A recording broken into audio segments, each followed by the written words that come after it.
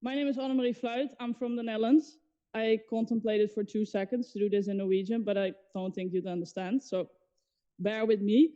And I'm gonna talk a little bit about the research that I've been doing as a PhD student here since 2 years, and it's about self-esteem.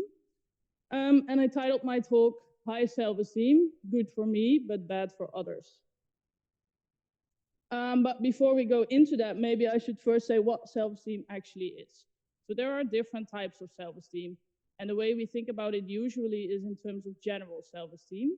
And general self-esteem is, for instance, about statements like, I like the kind of person I am, or on the whole, I'm satisfied with myself. So it's about like an evaluation, a subjective evaluation of you as a person about your self-worth. But there's also other types of self-esteem.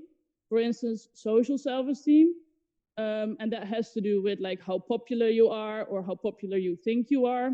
So for instance, a question that people answer on surveys for social self-esteem is, I'm popular with others my age. And then there's another one, close friendship self-esteem, and that is about how well you think you do in terms of making friends, so really good friends. And there's others as well, but these are the three that I studied in this paper. And in the literature, there is sort of a debate, is self-esteem helpful in life? And on the one hand, there's people who say, yes, self-esteem is very helpful because it makes it easier to make friends, to have satisfying romantic relationships, and to be successful at school and work. And also just to be happier. So that sounds really nice, right? And all of us would want that. So people who study this and who find this type of results, they usually say to policy advisors, we should really focus on increasing self-esteem. But there's also other people. And they say self-esteem has a dark side. So they said, we studied self-esteem and we found that high self-esteem is common in bullies, aggressors, violent gangs, and tyrants. And they said it causes antisocial tendencies.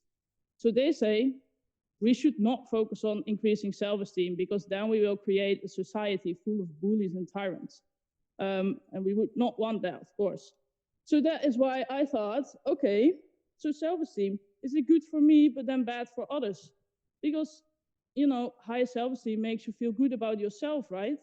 But these antisocial tendencies, bullies and aggressors, can it be that high self-esteem influences the entire society, but then in a negative way? So can it be that high self-esteem relates to our ideas about immigration, for instance? And this is what I studied. So is it high or low self-esteem that leads to more opposition to immigration? We know, of course, there is a lot of opposition to immigration, and I think this hampers an inclusive society and it creates discrimination. So I want to know, like, how can we lower opposition to immigration? And is it then that we should focus on low self-esteem, increasing it, or should we not do that because then we only create like tyrants and bullies and there will be even more opposition to immigration? Well, a little bit of background from the literature, from psychological literature. Here again, there's two types of people, basically. So on the one hand, there are psychologists who say high self-esteem leads to conflict in society and could therefore also lead to more opposition to immigration. Because people with high self-esteem, they're narcissistic and they find themselves better than others. So basically, they find themselves better than others, but maybe they find themselves specifically better than certain groups in society, for instance, immigrants. And if they find themselves better than immigrants, they don't like immigrants and they are opposed to immigration. So that's on the one hand. Then on the other hand, there's people who said no, low, or they call it depressed self-esteem. It's actually that type of self-esteem that leads to more opposition to immigration because and this is sort of their baseline, they say high self-esteem is healthy and also normal. And people with low self-esteem, they will try to sort of compensate for that. And one way to compensate for that is to look down upon others. So to derogate others. And then again, you can derogate like any other in society, but usually it works that way, that you look down upon others from a social group that you do not belong to yourself. So for instance, immigrants. So at this point in the study, I was really curious what I was going to find, because both could be true, right? It could be true that high self-esteem leads to more opposition to immigration, or low self-esteem leads to more opposition to immigration. And now I'm just quickly curious what you would think before I sort of reveal the results. So can I see a show of hands? Let's do it like this. Who thinks high self-esteem leads to more opposition to immigration?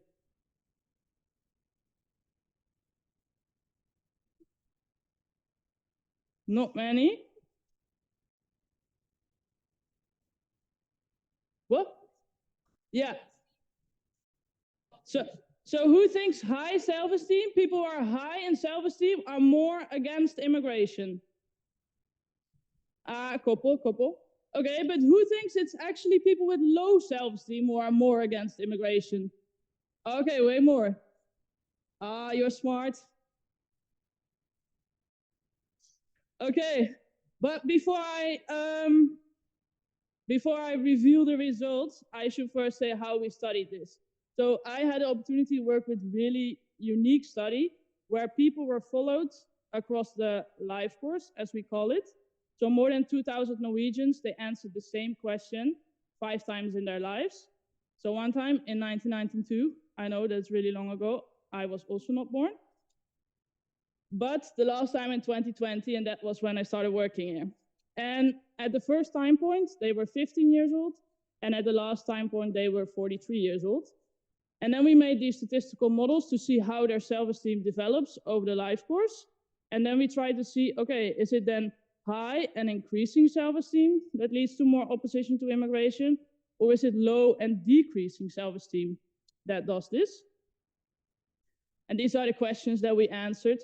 So on the right-hand side, you see the self-esteem question, an example. And on the left-hand side, you see the opposition to immigration example. So for instance, we asked, do you think that Norway is made a worse or a better place by people coming to live here from other countries? And so people answered these questions, right? The self-esteem questions, they answered 5 times. And the opposition to immigration, they answered 1 time when they were 43. And this is what we found for self-esteem. So this is how self-esteem develops over the life course. And you can see T1, that means time point 1, that was when the people were 15 years old. They had relatively okay self-esteem, but it increased up until age 30 or so, and then it decreased again. So this can also be interesting for you, I think, in this red box. So good and bad news here. The good news is for you, we'll get better. The bad news for us, it will get worse. So this is the average self-esteem trajectory. So this is how people on average develop, right? So it increases a little bit over the life course up until you're 30, and then self-esteem gets a little bit lower. And then we wanted to know, we made this statistical model. So on the one hand, we wanted to know self-esteem in adolescence when you're 15 years old. Does that still influence your idea about immigration when you are 43? And also the trajectory, so sort of like that curve that you saw. Every individual has this curve. How does that curve relate to opposition to immigration? And what we found was, as you already thought, yes, both low self-esteem in adolescence as well as depressed self-esteem over the life course relates to more opposition in midlife. And the way you can think about it is, so this basically means that people who are 15 years old and they have low self-esteem, even 28 years later at age 43, they will be still more against immigration than adolescents who had high self-esteem. But it also means that sort of how self-esteem develops after age 15 is also important. And this can be summarized the following, like if your self-esteem increases throughout the life course, so you get more and more certain about yourself, then your ideas about immigration will be much more positive when you are 43 years old. It might be a bit difficult to grasp, so I took 3 people from the 2000 Norwegians to sort of show you. We can first look at person 1, that would be most intuitive. Person 1 is in the purple line. And what we can see is this person had relatively high self-esteem at age 15, but it also increased, right? The line went up. So if we would ask this person at age 43, how do you feel about immigrants? Very lovely about immigrants. This person has positive attitudes towards immigrants because their self-esteem was already high in adolescence and it increased thereafter. But of course, there's also other people. So for instance, person 2, completely the opposite. Person 2 had relatively low self-esteem when they were 15 years old, but sadly for them, it got even worse over the life course. And when we asked them, how do you feel about immigrants when they were 43, not so good. So negative attitudes towards immigrants, more opposition towards immigration.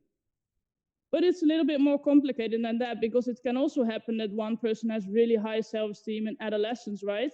But then things happen and the self-esteem decreases over the life course.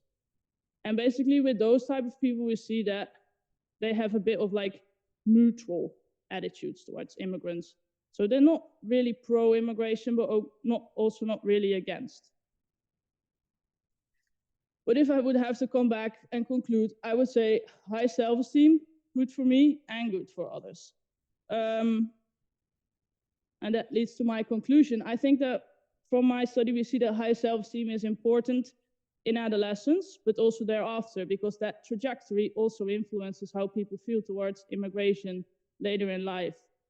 And then maybe the most important message is high self-esteem is not only important for you, but it's important for the entire society, because it influences the political ideas we have about other social groups. And immigrants are just one example. So one thing that we could do is to nurture healthy levels of self-esteem to create a more inclusive society.